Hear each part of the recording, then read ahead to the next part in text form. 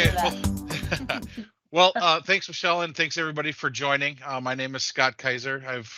Have Leif Olson with me, who is a colleague from SkyNorth Software. Today, we're going to be presenting on the Admin's Guide to Securing Your M365 Tenant.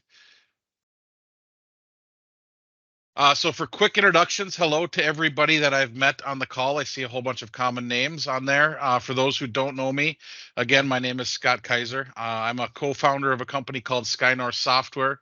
We're a Microsoft Gold partner, and we focus on everything underneath that M365 umbrella and a lot of the sections under Azure.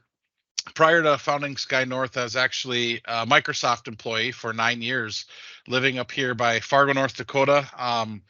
We did a lot of things in the SharePoint side of the world. So if you've seen me at SharePoint Saturday or those other events, we've been doing those for about 10 years. But in the Microsoft realm, I was a support escalation engineer for SharePoint. I was a technical support lead and a premier field engineer as well, for those that remember those roles. And then I ended up being a technical solutions professional, where we focused on a lot of the things right when EMS came out, that Enterprise Mobility and Security Suite. So a lot of the learnings from Microsoft I brought with me to SkyNorth Software, and we've really found that as a niche skill area and been doing a lot of security assessments for our customers. So good to meet everybody. Leif, do you want to jump on? Yeah, I can let everyone hear my voice. So Leif Olson with SkyNorth Software. Pretty much same story as Scott. I was at Microsoft for 10 years, focused on SharePoint right away, then moved into the whole Office 365 EMS field as a premier field engineer for the last 4. Perfect. So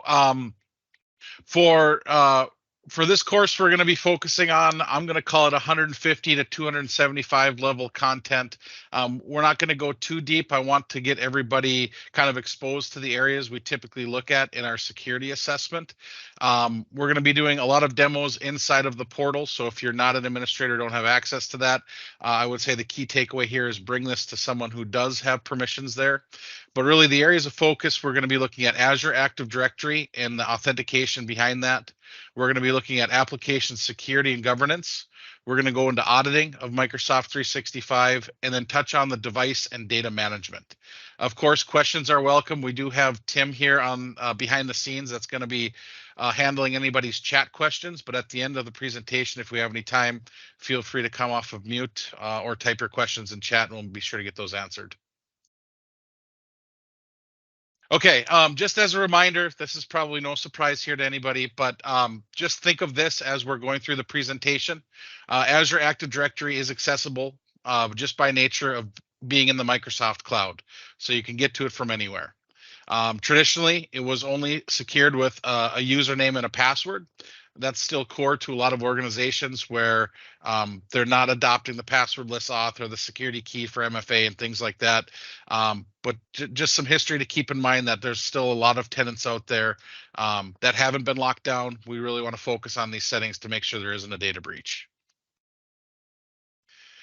Another component to keep in mind as we're going through this, that Microsoft 365 users, when we mention that, we're meaning that the same thing with Azure AD users.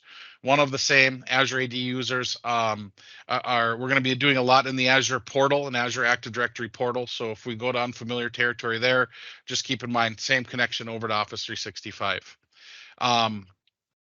And jumping into the recommendations, and just one heads up too regarding this presentation.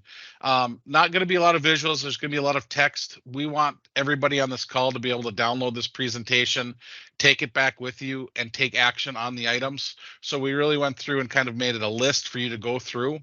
If you ever have any questions, how to do something, feel free to reach out to us and let us know what that check entails or what the recommended setting is. Okay, so as a number one, everybody should be doing this. If you're not on the call doing it, go do it, and that's enable multi-factor authentication. Okay, there is 2 technologies inside of M365 that you can do this on. One is the Conditional Access security portal. That's where we can do customized rules tailored to individual users, the devices that are connecting to Office 365, the location they're connecting from, and you can really tailor that to meet your individual needs. That is a paid for feature. It requires Microsoft Azure Active Directory Premium. So if you don't have that license, you would need to buy it. If you don't have that license, there is the traditional per user MFA portal, which I'm going to show you in the demo. Okay, so multi-factor auth is free to every user that has a license in O365. There should be no excuse that you don't have that enabled. Also, ensure that multi-factor auth is enabled for all users and all roles, not just your administrators. We want all users so that their account doesn't get compromised. People don't get control of their email and start doing phishing or internal attacks and get the different vectors like that. Microsoft has released a new feature inside of Conditional Access. It's called Authentication Strengths. We recommend that for admin roles. And that's things like when you want to set a specific way to multi-factor auth. You don't like the call to your cell phone or the text to your cell phone. You can do things like the phishing resistant MFA and certain types of MFA that you want to specifically target to. And Microsoft really came out with authentication strengths based on initiative from the government, where they're saying federal government entities have to have phishing resistant MFA strengths. So, and we don't know if that's going to go down to the state and local government, but federal government is going to have to be that higher FIDO key or passwordless authentication. Yep, and when we say phishing resistant, we mean things that aren't easily compromised by the end user. So someone constantly hitting your authenticator app and saying approve, approve, approve, and you have to keep clicking deny. Statistics have shown that user is eventually going to click approve, even if it wasn't them, just to get rid of that prompt. Okay, and that's what we're trying to avoid there, is that phishing type MFA. They've already compromised your password. They're on the stage 2. Some of the new features that we're going to show you in the portal, if you haven't got this rolled out already in your tenant, Microsoft is working on that, but that is number matching, application names, and geographic location inside of the Authenticator app. So if you haven't seen that, but you have the Authenticator app, there is a setting inside of the portal. When you get logged into Microsoft 365, that app should now prompt you and show you a little map of where you're logging in from. It should actually have a number matching code that you have to select to specifically get to the next steps. So a lot of enhancements there. And this, I think it actually should have been rolled out to most tenants if you have the default setting. And the reason why they're forcing this, so it's kind of MFA's kind of changed over the years, right? So it used to be we need MFA just to protect from the phishing, right? They said, out of 100 users, 7 users click on that phishing every time, so the MFA then protects against that phishing click. Now they're seeing the attack evolve, and it's the MFA fatigue. So if you had just app approvals, they're going to keep trying to pop that app approval until you accept it, or they're going to try to keep calling your phone until you accept it. So with the number matching, it makes the person that's trying to spark that have to enter in the same number. So that's where the big MFA fatigue push is coming from. And that's why you're seeing Microsoft try to push that out. Yep, absolutely. Another recommendation we have is move away from using network exclusions. So what we mean by that is if you're whitelisting IPs, internal IPs, to not prompt for MFA, the Microsoft Zero Trust model says don't do that, right? We don't want to trust anything, including your network. We want to consider your network compromised. And setting up MFA in that condition doesn't mean the users are always getting a prompt. You can pair that with other rules, such as making sure a device is hybrid joined, making sure a device is compliant and in tune, so that they don't get those prompts, so that we're on a trusted device now instead of the user getting a text message or an app notification. Another setting that we see very commonly overlooked is inside of the Azure portal. People aren't requiring MFA for registered devices. So if anybody's ever installed Office and got that annoying prompt that your administrator wants to control your device, that's when device registration happens, among a couple other times. But you should always make sure that when people get that action, when they get that pop-up, the next step is to validate MFA. A possibility there is that someone's at a hotel PC, they've opened up a file from email, and now they've registered a hotel PC in your tenant. It's possible that PC is now considered trusted in your tenant and will never ask for MFA again, just because of how the token that it pulled and the time frame that it was accessed. So make sure MFA is passed in that scenario. Also make sure you're doing device cleanup so you get rid of those hotel PCs or grandma's PCs that are accessing it. Know that there is MFA account lockout settings and fraud alerts that we can set up in the tenant. So if anybody does get a fraudulent MFA, they could report that. If you don't have that enabled, go do that as well. And then we recommend not using a phone call or SMS as a second factor for strong authentication. Again, going towards that phishing resistant capability. Now, down at the bottom, the second point is to use just-in-time privileged access, or PIM, privileged identity management. That is another paid-for feature. It's included in Azure Active Directory Plan 2. You only have to really pay for it for the administrator roles that are going to be using it and qualify for it, but something just to limit your limit the ability for people's accounts, privileged accounts, to get compromised. You can set that up to go through a second round of MFA if you want. So highly recommended there. Okay, go ahead, Leif. Govey had a question. I believe they can increase it to 8 hours now. The PIM requirements for 4 might just be a setting in your org, but they do allow higher settings. Yep, and we can go over that here in a second with the demo. Other recommendations as it relates to Azure AD: ensure that between 2 and 4 global admins are designated. We don't want 10 or 12. That's too many, right? Make sure 2 and 4, and also make sure 2 of those are considered the break the glass administrators, the ones that really should never be used unless there's a problem and that you have to get in with a different account.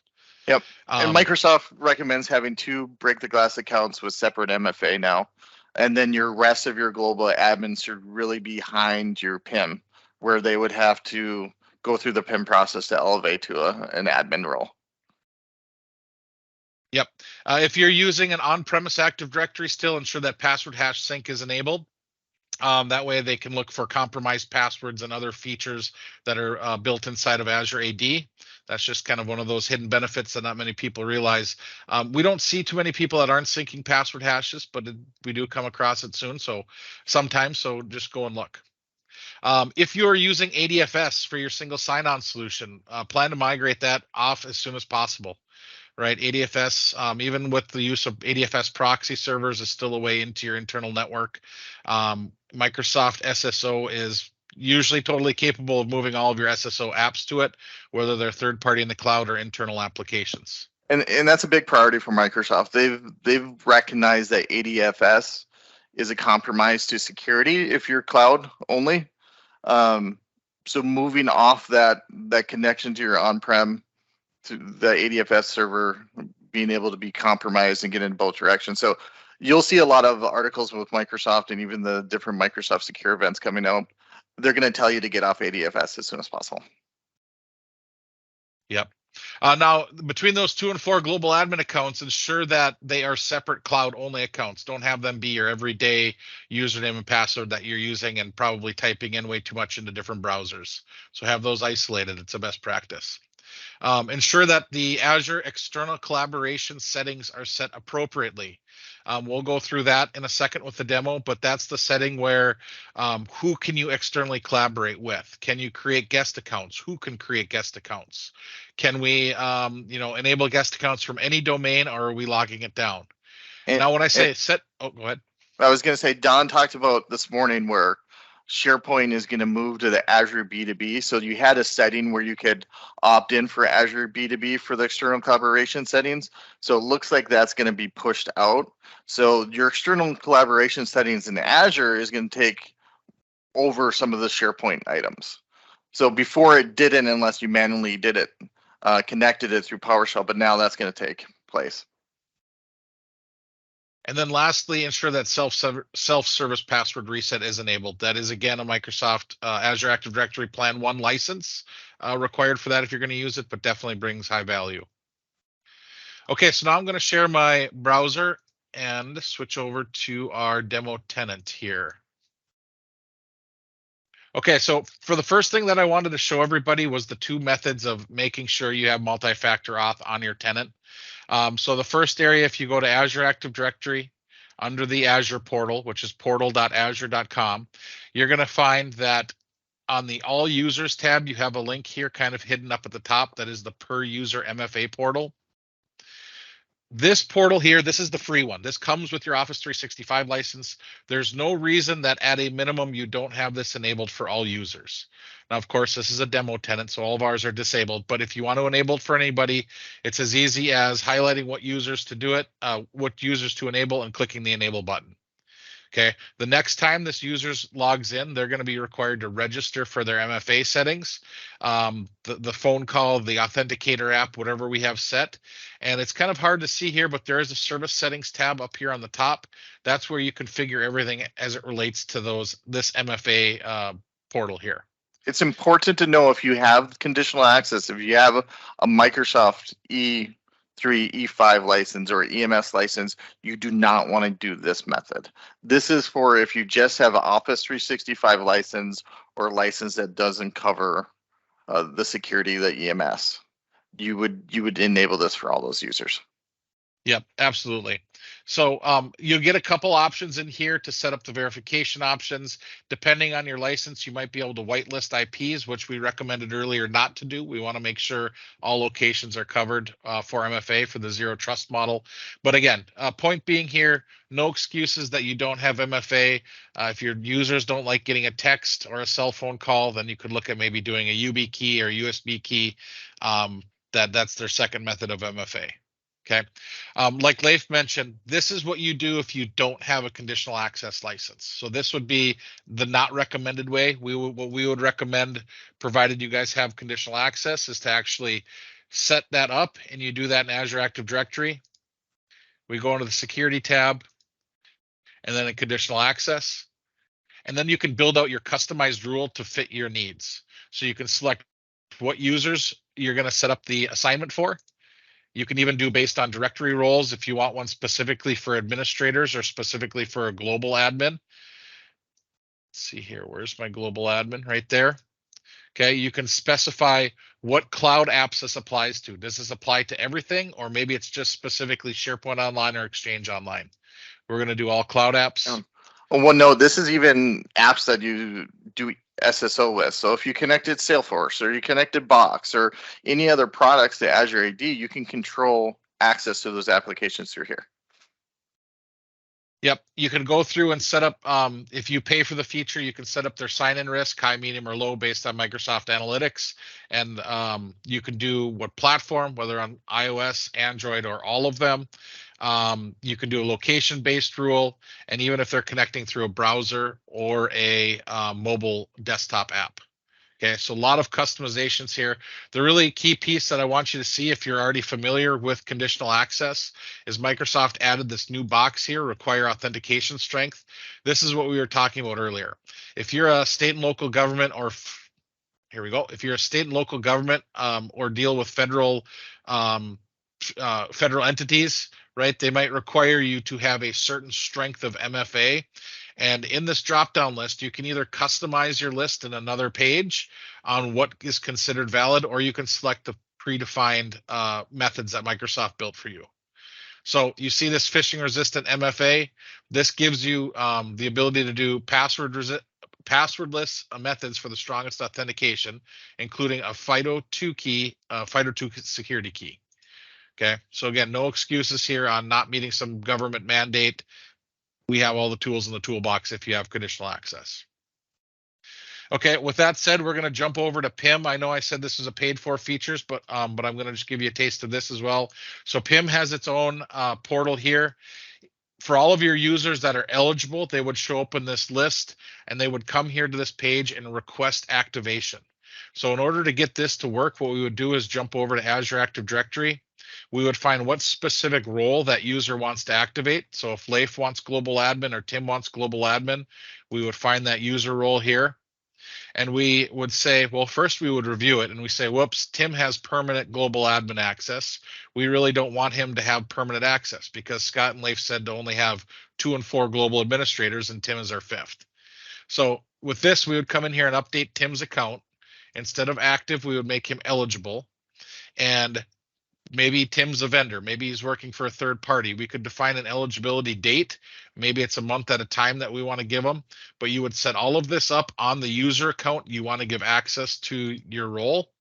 And once you make that update, the next thing is to come in here and actually configure the role settings. How long is Tim eligible for if he activates it? Does he require MFA? Do we want an alert? Do we want an approval process? All of that kind of fun stuff that's built in here. So if you have this license, again, only really needed for the users that are using it, for sure do this. If you guys are already paying for a P2 license, go out here and set this up. Okay, this is a good best practice we already always look at. So Dennis had a question, zero trust model, not whitelisting data center IP addresses. So how are we excluding Citrix or non-persistent VDI because they're not going to be Azure or hybrid Azure AD join? Couple things we've done is the device filters. So we still do a conditional access around the device, and we put a tag or a filter for those VDI environments, and then we're just excluding them, using that as the device filter as an exclusion. Yep, and the other thing that we do is we always recommend that the VDIs are segmented on their own IP, because then you can have at least the IP, the public IP, be a factor if you have no other method to do that. Because then you could create two different rules where everybody on this corporate IP is hybrid joined, but everybody on a VDI system maybe has to have another rule to it.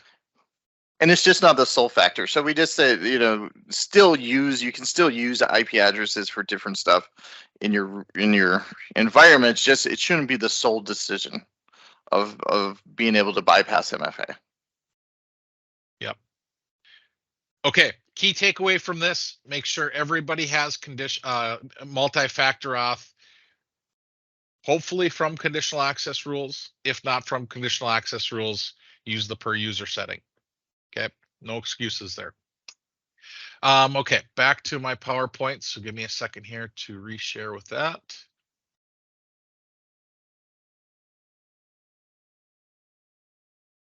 Okay.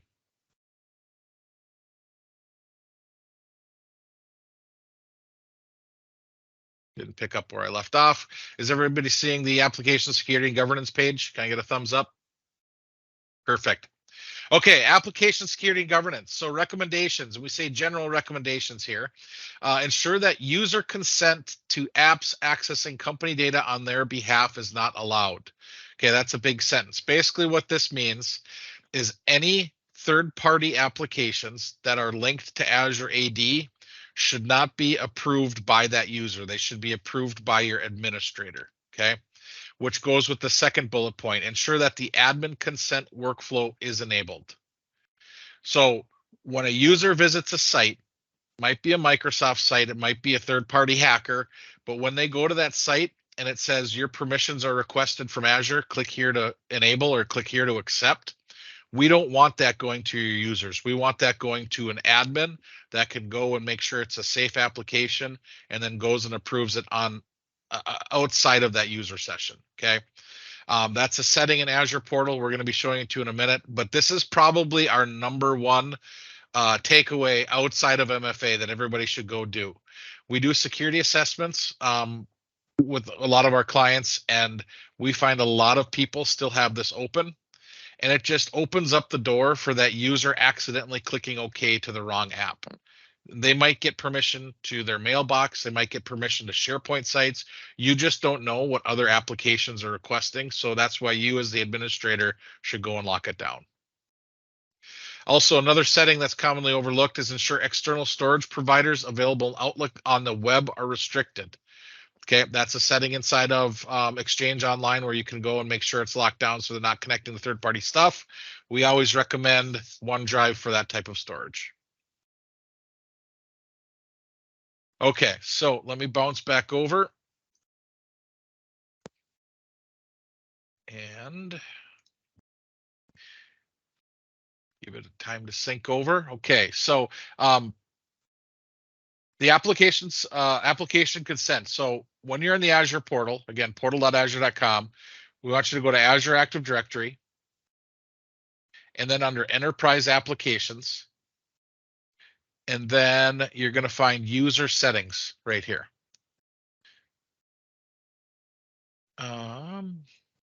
Consent and permissions. They moved it from you. Consent and permissions. They moved it on me. Okay, so click the consent and permissions drop down. Okay, so for here, by default, when you spin up a brand new tenant, Microsoft is going to have allow consent for apps set.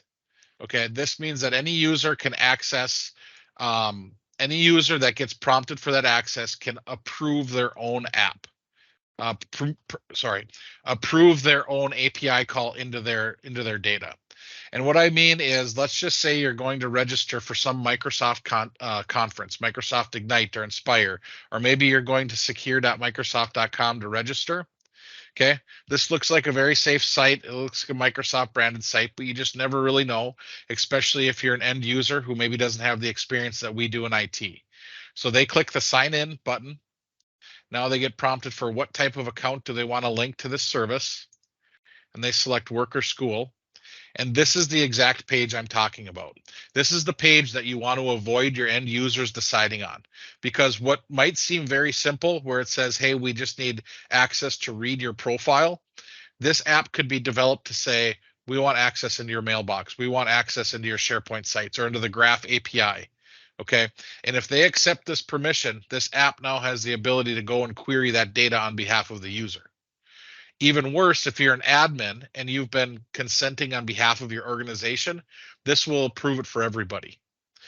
This is what we want to avoid. We want to make sure everybody goes and vets this app and make sure the URL is safe and the permissions are not too much.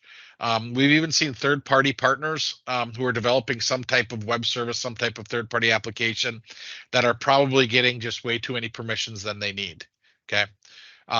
In order to prevent this, that's where we go back to the Azure portal. Okay, we would say do not allow user consent. This would prevent the end user from being able to do it, but we would want to allow admin consent in this other tab, where they can actually submit a request that goes to the administrator. You can define who that is, and then the administrator can go and vet that and decide if they need a reminder email or if it's something they do immediately.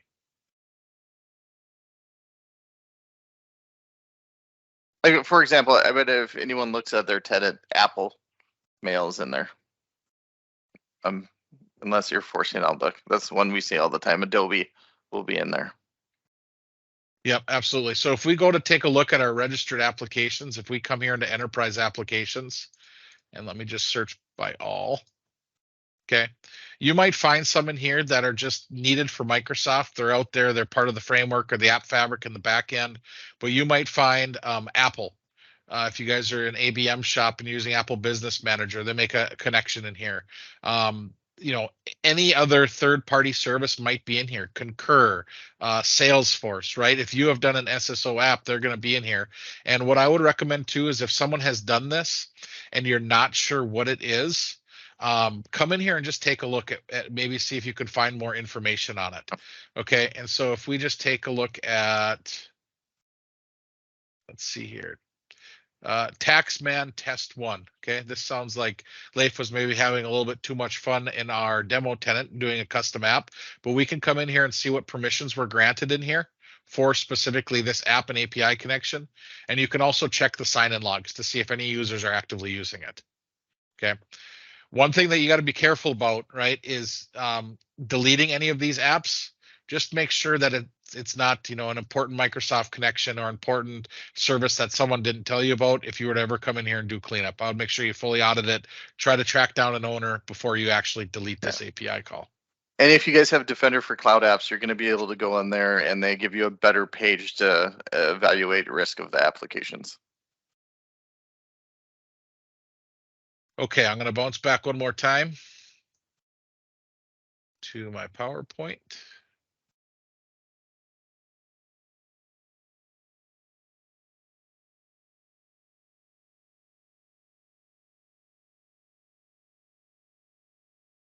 Okay, on to application security and governance. So recommendations for Exchange Online. This is specifically the Exchange side of things. Ensure all forms of mail forwarding are blocked and or disabled. Okay, that's to prevent if anybody's ever had their mailbox compromised, that it doesn't keep being compromised by forwarding mail to an unknown mailbox. There's a setting inside of Exchange Online that you can go to block that. There's also reports that you can go and view to see if things are being forwarded or forwarding rules are configured. Ensure that DKIM or DKIM is enabled for all Exchange Online domains. Okay, this is a setting that you go and toggle in the admin center, and then you have to have a DNS registration. A DNS, I believe it's a CNAME configured that it goes out and validates. It basically says that this email is signed for anybody receiving it. And if that email is not signed, you can set up rules behind it what to do. And that goes into the third bullet point. Ensure SPF records are published for all Exchange domains, and then with a catch-all hard fail. And just to note, DKIM usually set up off the bat if you're using an Exchange Online, but if you're going through third-party applications, it might get a little messy. And then the SPF you're going to have to configure with the Exchange information. And just a hard fail, you want to make sure that those messages aren't being returned in the junk folder. You just want to actually fail those messages. Yep. So services like MailChimp, if anybody's doing that, or any type of newsletter formatting that's using your internal domain, that's where you might want to make sure that is set up correctly, as well as Office 365. But like Leif said, it should be out of the box enabled for your default domain, Microsoft owned default domain. More Exchange Online recommendations. Use Defender for Office 365 or a similar tool. Ensure spoofing protection is enabled. Ensure that impersonation protection is enabled. Make sure that if you're using the Microsoft Defender package, and that impersonation safety tips are enabled. That's basically where a little notification pops up on the email saying, hey, this looks like it's from somebody that it shouldn't be, or it's a similar email address. Just be sure to double check it. Make sure that 0-hour auto purge or ZAP is enabled. That's a setting inside of Microsoft Defender as well. And then if you have the licenses for it, ensure that safe attachments and safe links are enabled. Those are both inside the security center, security.microsoft.com. If you see the links for them, more than likely you have the licenses for them. If you don't see the links for them, you probably would need to purchase a Defender for Office 365 license. And when you're looking at Defender for Office 365 and it's overwhelming, there are security defaults that are decent. They're not perfect, but they allow you to apply policies across all the different phishing, malware, spam rules, and then it handles all your quarantine for you. Yep. Now moving on to technology specific settings. Now we're talking about SharePoint and OneDrive. So inside of SharePoint, consider disabling the anyone sharing links in SharePoint Online. So anyone basically takes an anonymous link and lets you pass it around anywhere to any person. Okay, they have a link, they can get to your data. That's not the best because we want to know who's accessing your data and when.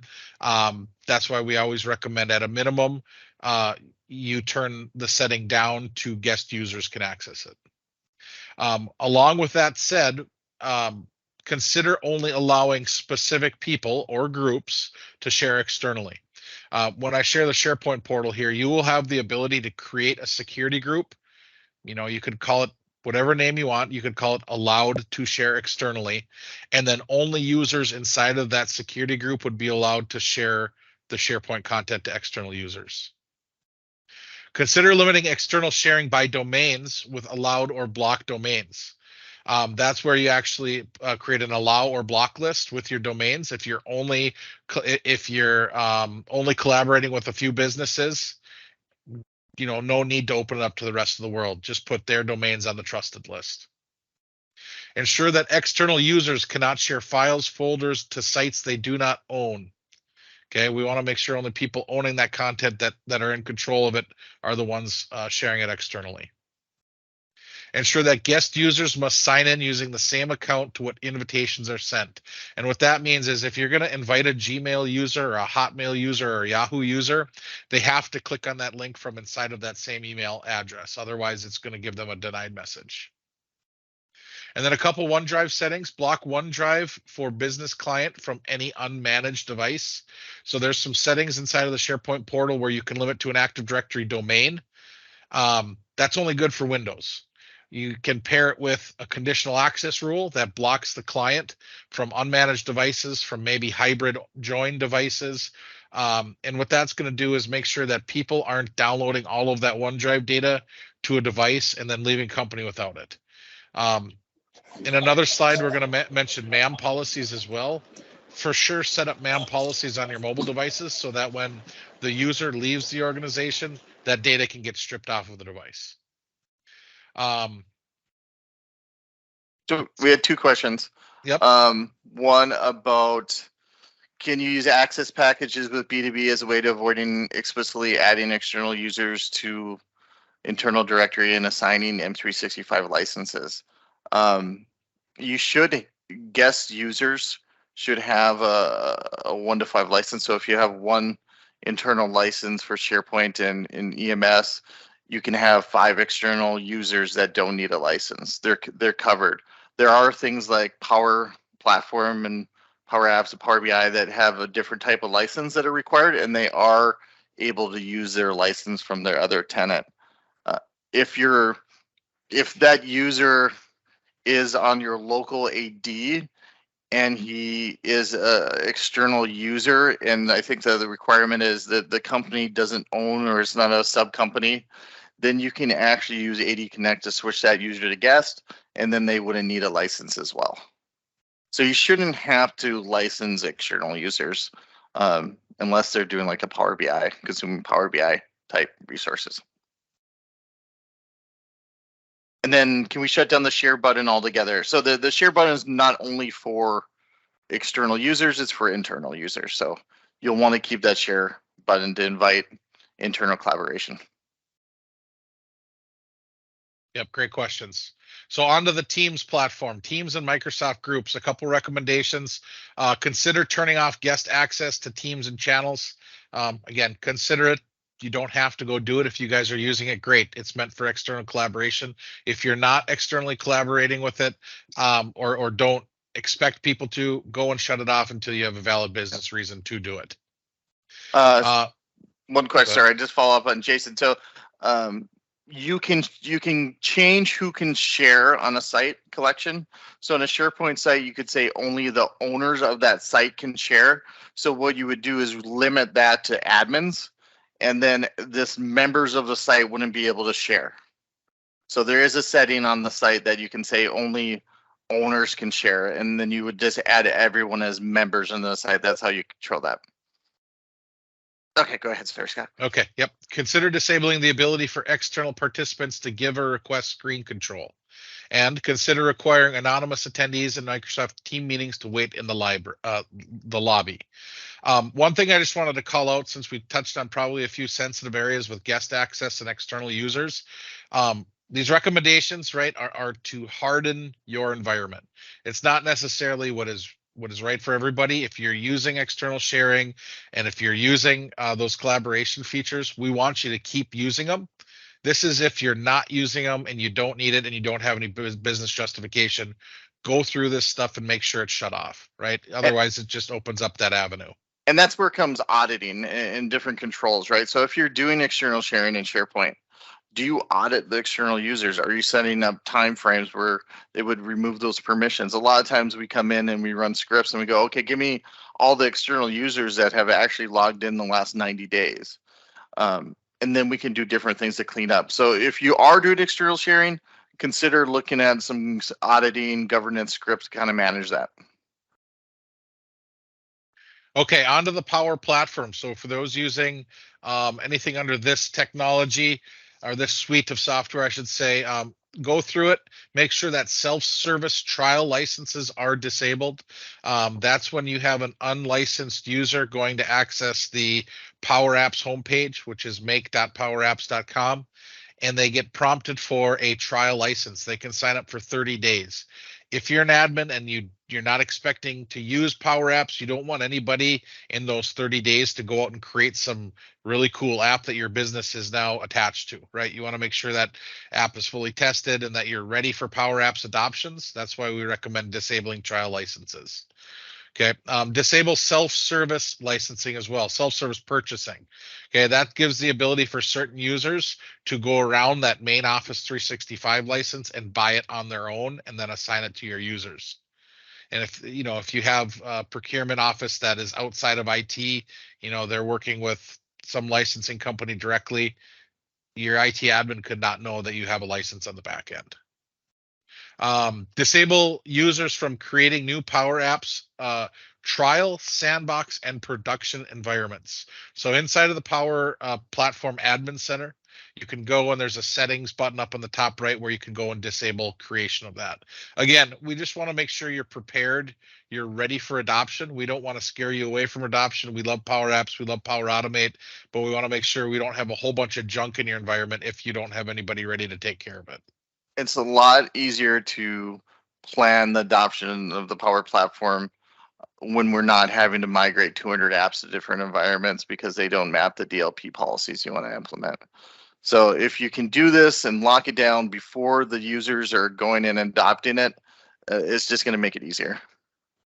Absolutely. And by DLP policies, we do recommend going through the Power Platform and creating those. And that's basically where you can say what connectors are approved. Do you want to allow Microsoft connections or third-party connections or none at all on a specific environment? So go through that and make sure you have a plan. And we always say Twitter, like I could do a Power Automate that says every time I get an email from Scott, post it on Twitter. So you want to stop that ability for them to take internal data and post it on an external system. Yep, and now sharing my browser again for a quick demo of the SharePoint settings. So if you're not familiar with how to get to the SharePoint portal, you can go to the main admin center, admin.microsoft.com, click the SharePoint button, which is going to bring you to your SharePoint admin tenant. You know that because there's a -admin up in the URL. And then underneath policies, you'll see the sharing tab. This is where we want to configure these external user settings. If you have it all the way up here to anyone, just be aware that this is those anonymous links we were talking about. It doesn't require a sign-in. It means anyone can get to a shared site, a shared document, not necessarily a best security practice by any means. Okay, at a minimum, we want to see you at new and existing guests, which means this empowers users to be able to invite external guests or users. And you can control this even if you empower users.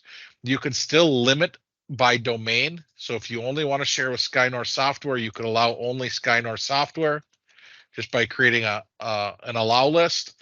Or if you want your users to go through some type of training first, this is where you can only allow specific users in a security group to share externally. I'd recommend this one too as well. Make them go through a little training so they understand what external sharing means. Give them a security group. Once they're added in the security group, they can add whoever they want to this as long as it meets the domain criteria. Okay, if you toggle this down one more level, existing guests. This means that your admin has to go and pre-create an Azure account before you can ever see it in SharePoint. We have a lot of people that choose this level as well. They just want that extra layer of control to make sure their tenant is clean. And then if you don't want any sharing, you're saying, hey, this is just an internal or private tenant, we'll never share with a guest, just go and shut it off. Just as easy as dropping it down there. Scott, do you want to show the Azure AD collaboration settings too? Because this is kind of changing where the Azure AD is going to have collaboration settings as well. And then if those are more restrictive than the SharePoint, Azure AD will prevail. So if we have something restricted on here, it's going to restrict SharePoint. So this is after the B2B stuff comes in. Yep. Very similar settings here. What type of access do guests have? And then who can invite a guest? So yeah, once it's partnered with this, if you have this blocked or an allow list or block list here, like Leif was saying, these would apply.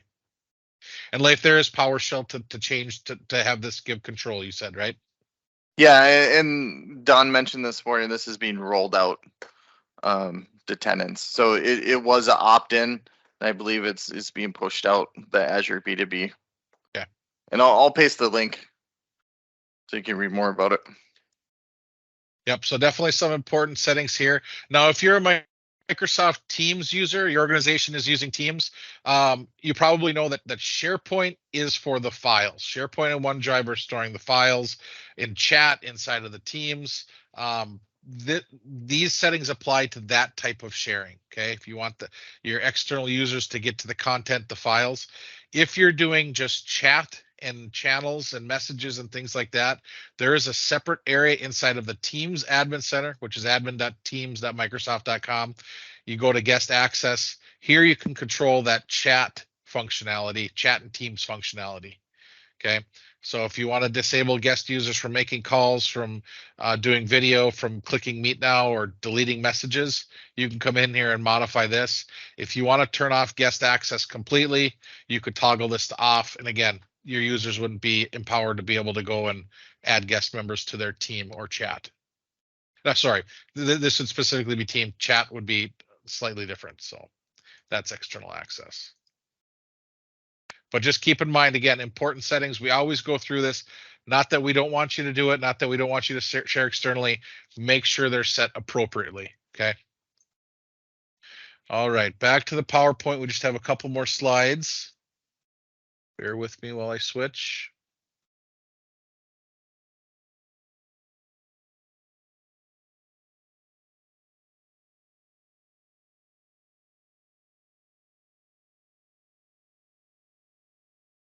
Okay, one more. All right, so on to auditing. Okay, recommendations. Insert Microsoft Audit Log Search is enabled.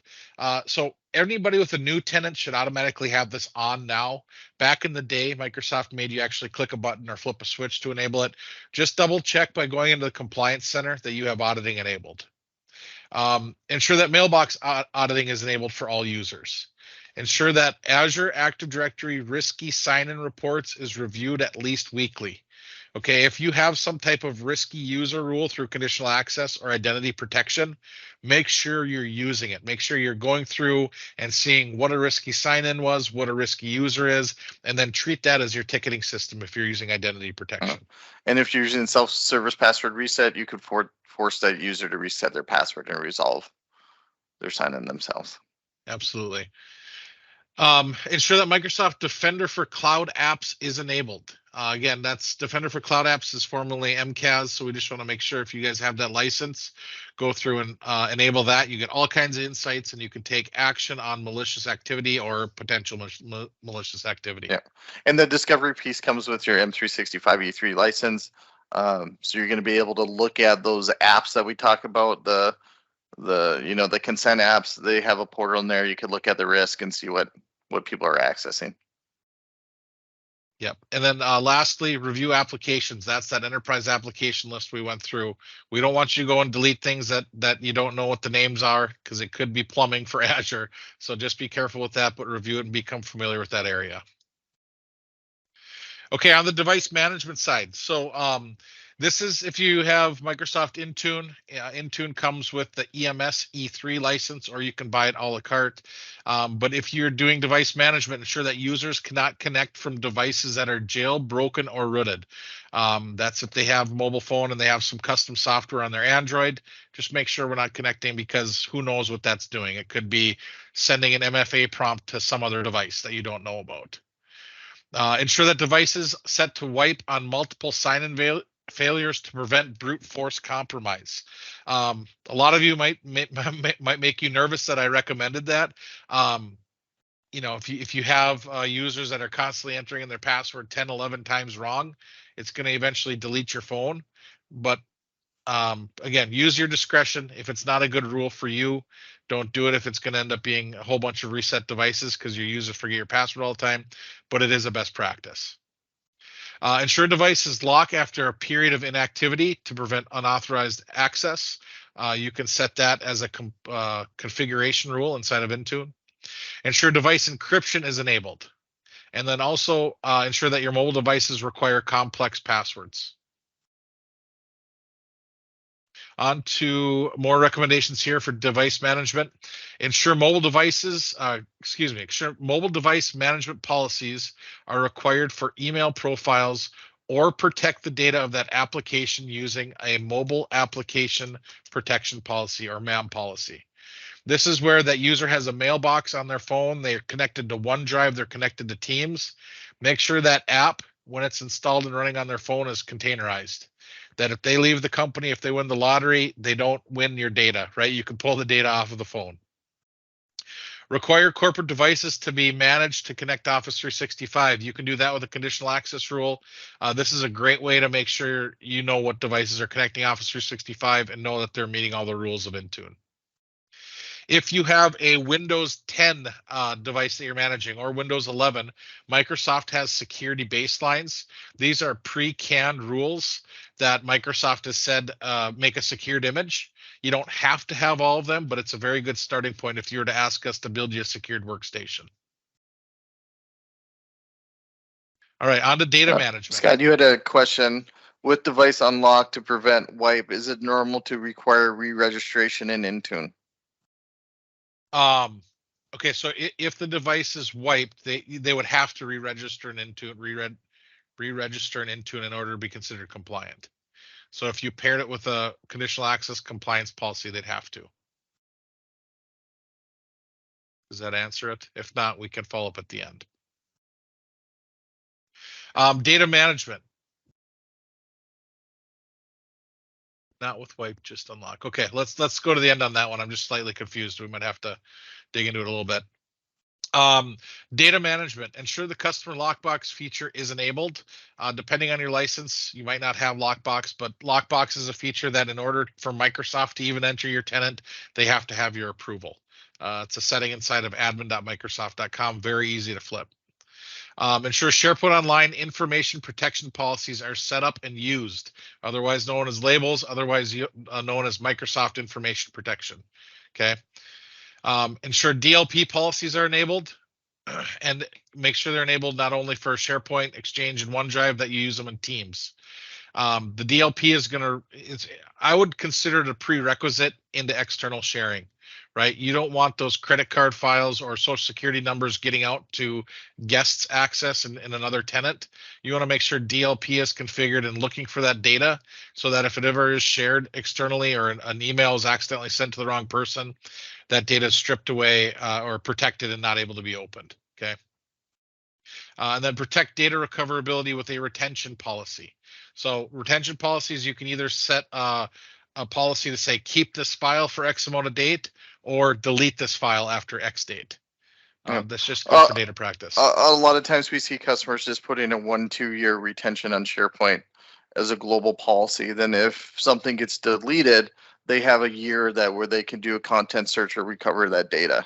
So it just adds almost a backup strategy if needed, but it gives you that extra time to recover files past the 93 days that Microsoft says they give you. All right, so in summary, we've went through a ton of stuff. Again, goal of this PowerPoint is that everybody downloads it, you go through, you use it as a checklist, okay? If we were to say, what are the 5 go-dos or 6 go-dos? It's going to be make sure that users have MFA, no excuses there. Ensure admin accounts are secured with PIM. I mentioned you only need to license those admin accounts, so it's not going to cost you an arm and a leg, but it's going to help narrow the permission scope of that user unless they absolutely need it during that time. Ensure external access to applications is restricted and monitored. Okay, that's the SharePoint Online settings, the team settings, the guest access settings. Ensure that auditing is able to monitor behavior, because how else can you track down who deleted a SharePoint site or who shared a file if it's not audited? Ensure that devices are trusted and secured. That's where we can use Microsoft Intune and a conditional access rule to make sure everything's safe before they can even cross that gate. And then ensure that you're labeling and protecting sensitive data, the DLP policies, and if that document is ever spilled outside of your organization, there should be a policy around it saying, you're not in our organization, you can't open it. So again, go download this PowerPoint. I just want to thank everybody for your time. We love these community sessions. We love the user groups, and let us know through feedback how we can make it better and bring more value to you. Michelle, back to you. Awesome. Oh my gosh. Thank you so much. I feel like there's just so much to digest in that.